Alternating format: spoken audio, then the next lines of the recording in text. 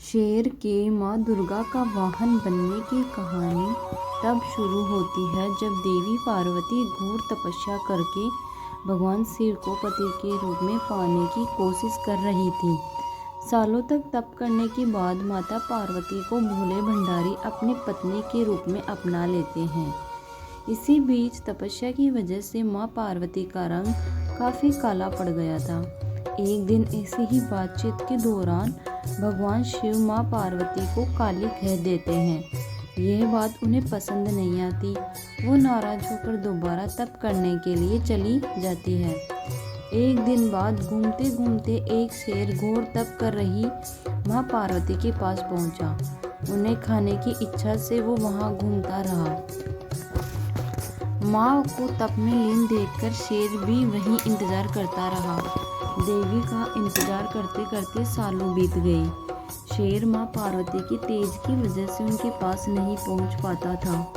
कोशिश करता और असफलता हाथ लगने पर दोबारा लौटकर कोने में बैठ जाता। होते होते कई साल बीत गए। माँ के तप से खुश होकर भगवान शिव प्रकट हुए और माँ से मन चाहा वर मांगने को कहा। देवी पार्वती अपना गोरा रंग वापस चाहती थी।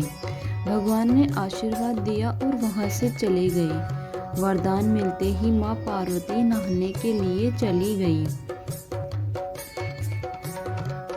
नहाते ही उनके शरीर से एक और देवी का जन्म हुआ, जिनका नाम कौशिकी पड़ा। उनके शरीर से काला रंग भी निकल गया था और माँ का रंग पहले की तरह ही साफ हो गया। इसी वजह से माता पार्वती का नाम गौरी भी पड़ गया। नहाने के कुछ देर बाद माँ की नज़र शेर पर पड़ी। शेर को देखते ही उन्होंने भगवान शिव को याद किया और शेर के लिए भी वरदान मांगा। माता पार्वती ने भगवान से कहा, हे नाथ, यह शेर सालों से मुझे भोजन के रूप में ग्रहण करने के लिए इंतजार कर रहा था। मेरे पूरे तप के दौरान यह यहीं पर था। जितना तप मैंने किया है उतनी ही तपस्या इसने भी की है। इसी वजह से अब वरदान के रूप में इस शेर को मेरी सवारी बना दीजिए। भगवान ने प्रसन्न होकर माता की बात मान ली और शेर को उनकी सवारी बना दिया। आशीर्वाद मिलने के बाद माता शेर पर सवार हो गई और तभी से उनका नाम माँ शेरावाली और दुर्गा पड़ गया।